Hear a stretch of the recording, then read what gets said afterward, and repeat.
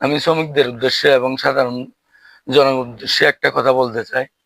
বিগত 2006 সাল থেকে রামুতে সৈয়দ এবং আলী হোসেন এরা দায়িত্ব পালন করে আসতেছে। 2023 সাল পর্যন্ত এরা দায়িত্ব পালন করেছে। এরপর থেকে আমরা 2 বছর দায়িত্ব পালন করেছি। দায়িত্ব পালনকালে আমরা 11 জন শ্রমিককে মৃত্যু ফাউন দিয়েছি। এর পরবর্তী আমরা অ্যাকাউন্টে 40 থেকে 42 হাজার টাকা মতো অ্যাকাউন্টে জমা আছে। 2006 সাল থেকে 23 সাল পর্যন্ত দায়িত্ব পালন করে শ্রমিকের জন্য একটা টাকাও রেখে যেতে পারে নাই। এবং 23 সালে যাওয়ার সময় আমার কেরানির হাত থেকে 3150 টাকা গাঁটটি আছে বলে এরা নিয়ে গেছে। আমার প্রশ্নটা হলো, এরা যে সময় দায়িত্ব পালন করছে ওই সময় একটা গাড়ি থেকে 5,000 টাকা ভর্তি ফিস নিছে।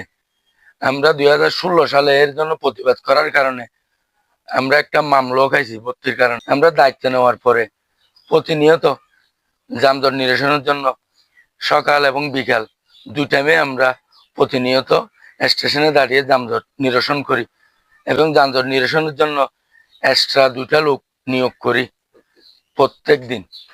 এর পরবর্তী যে সিএনজি চালকের যে কোনো সমস্যায় ভূমিকা পালন করে থাকি। কথা বলতে চাই, কারণ আমার দায়িত্বে পড়ে ওটা। 2023 সাল থেকে আমরা রামু সিএনজি সংগঠনের দায়িত্ব গ্রহণ করি।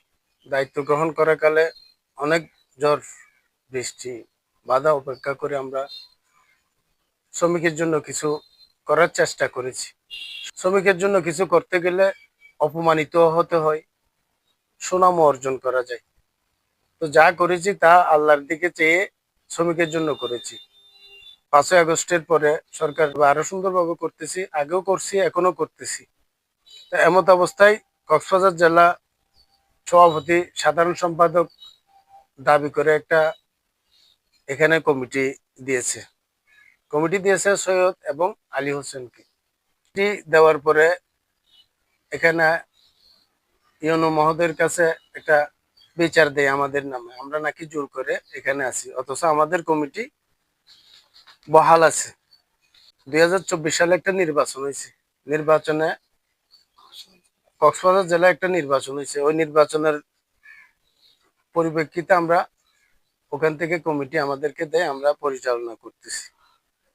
নতুন করে কমিটি দিয়েছে, তাও দিয়েছে রাশেদুল মুস্তফা এবং আমানুল্লাহ।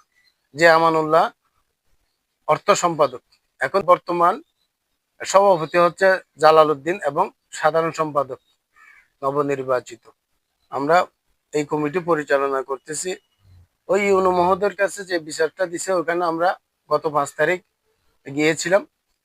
ওখানে কাগজপত্র দেখা দেখি হয়েছে, দেখানোর পরে বলছে যে 26 তারিখ একটা লেবার কোডে মামলা ছিল, মামলার আদেশ এরা আনবে, আমরা ছেড়ে দেব, ওইরকম একটা কথা হয়েছিল।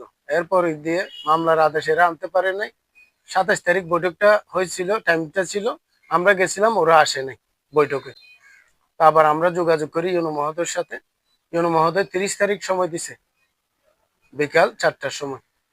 ওই সময় আইসা ওরা বলতেছে যে আমরা শ্রম দপ্তর মানি না, কিন্তু আমরা শ্রম দপ্তরের অধীনে, শ্রম দপ্তর ছাড়া এখানে লাইন পরিচালনা করা যায় না। তো শ্রম দপ্তরের অধীনে যখন আসি, শ্রম দপ্তরের কথা বলতেছে ইউনো মহোদয়। শ্রম দপ্তরে একটা চিঠি পাঠাবে, চিঠির উত্তর অনুযায়ী যারা সঠিক থাকবে তারাই এখানে থাকবে।